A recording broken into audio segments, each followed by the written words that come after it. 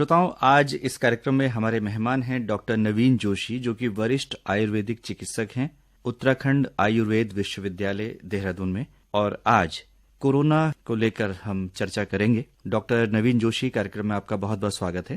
जी धन्यवाद। डॉक्टर जोशी, हम सभी जान रहे हैं कि अनलॉक हो चुका है और अब ये त्योहारों का सीजन है, शादियां हो रही हैं, लोग बिल्कुल निर्भय होकर खरीदारी कर रहे हैं, शादियों में शामिल हो रहे हैं, यानी उनकी जो दिनचर्या है वो पहले जैसी लगभग हो गई है। ये कितना चिंताजनक हो सकता है? देखिए, क्योंकि अभी लॉकडाउन लगभग खुल चुका है और हर तरह की हमें एक प्रकार से लिबरेशन दी गई है, लेकिन आयुर्वेद के हिसाब से देखें तो ये ऋतु संधि का काल है, यानी कि अब हम धीरे धीरे ग्रीष्म ऋतु से हम शीत ऋतु की तरफ जा रहे हैं। ऐसे में हम अक्सर कुछ लापरवाहियां करते हैं, जैसे कि अचानक से हम गर्मी की ऋतु में पहनने वाले कपड़ों को या पतले जो कपड़े हैं उनको छोड़कर थोड़ी सी स्वेटर्स वगैरह पहनने चाहिए। लेकिन अब हम कभी कभी ऐसा होता है कि इस वक्त गर्म और ठंडा जैसा लगातार वातावरण बना रहता है। ऐसे में कुछ लापरवाहियां तो एक मौसम के हिसाब से की जाती हैं, जिसके कारण हमें तत्काल संक्रमण होने का खतरा रहता है। और ऐसे में पहले भी सामान्य रूप से भी वायरल संक्रमण होते हैं इस स्थिति में, और जबकि अभी कोविड-19 का काल समाप्त नहीं हुआ है, तो ऐसी स्थिति में विशेष रूप से सावधानी बरतने की जरूरत है। दो तरह की सावधानी जरूरत है। एक तो पहला कि हम किसी भी तरह से बहुत ज्यादा एक्सपोजर में न जाएं, यानी कि अब गर्म से हम ठंड की तरफ जा रहे हैं तो हमें थोड़ा सा एक्सपोजर अभी भी अवॉइड करने की जरूरत है। जो एक सामाजिक दूरी है वो बनाने की जरूरत है, और फिजिकल डिस्टेंसिंग भी जरूरी है। यानी कि सामाजिक दूरी का अर्थ ये है कि जैसे कि अभी अब त्योहारों का मौसम है और ऐसे में अभी दशहरा आने वाला है और बहुत सारी हमारे यहाँ परंपरा है कि हम खरीदारी करते हैं, बाजार में जाते हैं, भीड़ भरे स्थानों में जाते हैं।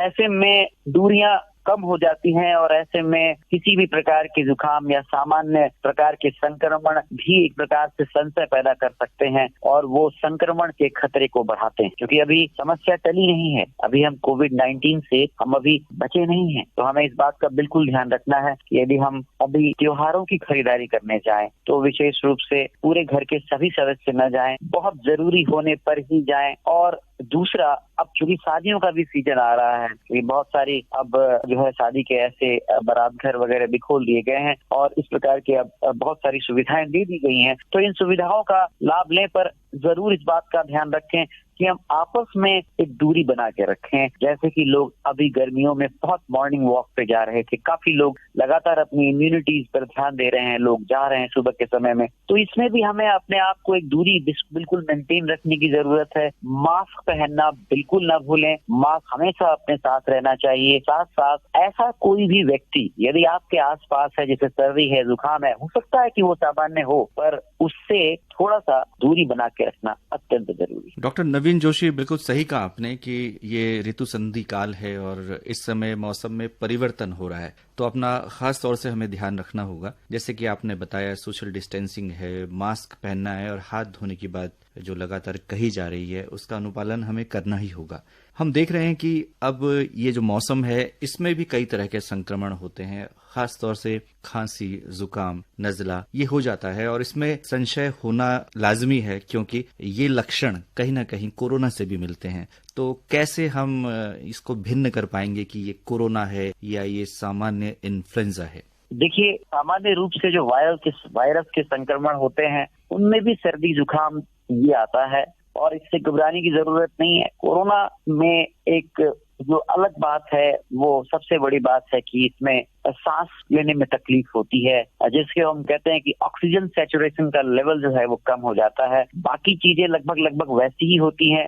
बुखार आता है, कई बार जो है वो खांसी आती है और ड्रॉपलेट्स निकलते हैं। इसमें जो खांसता है व्यक्ति तो ड्रॉपलेट्स होते हैं, यानी एक प्रकार से कि वो गीली खांसी जिसे हम बोलते हैं वो इसमें होती है। इसमें घबराने की जरूरत नहीं है। यदि ऐसे भी कोई लक्षण आ गए हैं तो इतनी जरूर सावधानी रखें कि स्वयं को आप आइसोलेट करें, आप अपने परिवार के सदस्यों से दूरी बनाएं। यदि आपको इस प्रकार का कोई संक्रमण लगता है कि जो सामान्य वायरल का ही संक्रमण है तो मास्क पहने, मास्क अवश्य पहने। आप हाथों को बार बार धोएं, बार बार इस ऋतु में एक दिक्कत ये होती है कि हम हाथों को नाक में या फिर आंख में लगाने का बार बार हम करते हैं। हमेशा इसको अवॉइड करना चाहिए, हमेशा इस बात का ध्यान रखें। और यदि कोई इस प्रकार के लक्षण, जैसे आपको तेज बुखार हो या फिर आपको ऐसा लग रहा हो कि सीने में कोई तकलीफ जैसा भारीपन, सांस लेने में तकलीफ हो रही हो, तभी इसको आपने सीरियसली लेना है। लेकिन फिर भी एक बात अवश्य ध्यान रखें कि यदि कोई भी नजला जुकाम या इस प्रकार का संक्रमण हो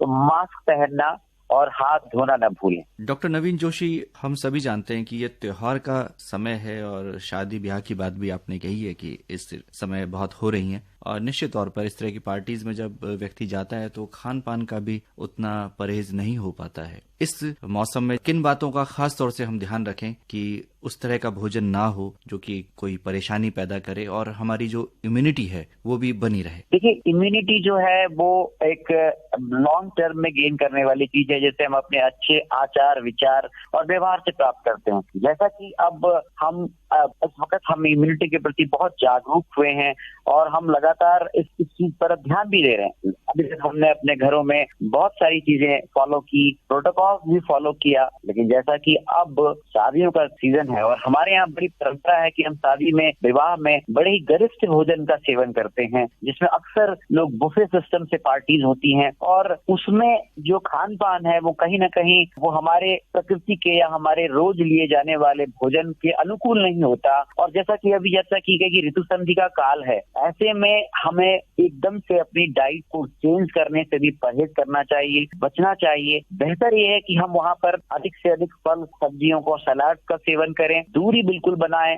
लेमन है, विटामिन सी जैसे तत्वों का ज्यादा से ज्यादा सेवन करें, गुनगुने पानी को अधिक से अधिक लें। और घर में भी अभी भी हम हल्दी बहुत इंपॉर्टेंट है, जिसपे अभी भी एक शोध आई है कि हल्दी जो है वो कोविड-19 से बचाने में बहुत कामयाब हुई है, उसका प्रयोग हमें निरंतर करना चाहिए, इसको हम ना भूलें।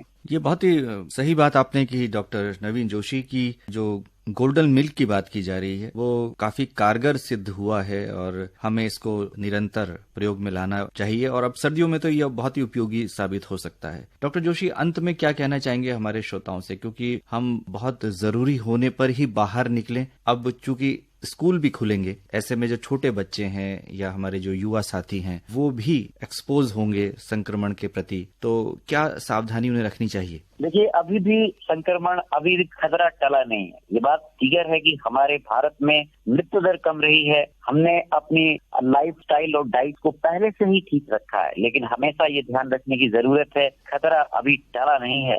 हमें मास्क पहनना, फिजिकल डिस्टेंसिंग रखना, साथ साथ सैनिटाइजेशन पे प्रॉपर ध्यान रखना बहुत जरूरी है। बहुत आवश्यक होने पर ही आप कहीं भीड़ भरे स्थान पे जाएं, बहुत जरूरी होने पर ही आप कोई ऐसे सामाजिक गैदरिंग में जाएं। यदि आप अगर घर के किसी एक सदस्य के जाने से काम चल जाता है तो सभी का जाना जरूरी नहीं है, जिससे वहां पर एक गैदरिंग भी कम होगी। सामाजिक आप बहुत सारे आजकल तरीके हैं, आप उस तरीके से आप अपनी सामाजिकता को निभा सकते हैं। बस ध्यान ये रखें कि आपने अभी भी इस वायरस से लड़ने के लिए अपनी कुछ चीजों का ध्यान रखना बहुत जरूरी है। पहला, मास्क जरूरी है। दूसरा, हाथ धोना जरूरी है। तीसरा, किसी भी व्यक्ति से कम 2 मीटर का फासला अभी भी बनाना जरूरी है। और चौथी बात, चूंकि अभी शीत ऋतु का समय आने वाला है और ऐसे लोग बहुत मिलेंगे जो खांसते हुए मिलेंगे, जिन्हें जुकाम हो रहा होगा, हो सकता है कि वो सामान्य वायरस के संक्रमण से पीड़ित हों, लेकिन आपने हमेशा अपना प्रोटेक्शन रखना है, अपने आप को मास्क जरूर पहनना है कहीं भी इस प्रकार से जाते समय। यही आपने कुछ सावधानियां रखनी है। और खाने पीने में जो आयुष मंत्रालय कहता है कि गोल्डन मिल्क लें, अपने भोजन में अपने देसी मसालों का प्रयोग करें, अधिक से अधिक विटामिन सी से पर्याप्त आप डाइट लें। च्यवनप्राश आप ले सकते हैं। आप अभी शीत ऋतु में आपको वैसे भी च्यवनप्राश लेना चाहिए। आप नाक के अंदर जो है वो कुछ नहीं तो आप सरसों का तेल या घी लगाएं, नशे के रूप में आप उसका प्रयोग कर सकते हैं। इस प्रकार से आप कुछ सावधानियों का प्रयोग करके आप इस प्रकार के खतरे से बच सकते हैं। डॉक्टर नवीन जोशी, आपने बहुत ही महत्वपूर्ण जानकारी हमारे श्रोताओं को दी, किस तरह से कोरोना के प्रभाव को कम किया जा सकता है और अभी खतरा टला नहीं है। डॉक्टर जोशी, इस महत्वपूर्ण बातचीत के लिए और आकाशवाणी देहरादून से जुड़ने के लिए आपका बहुत बहुत आभार, धन्यवाद।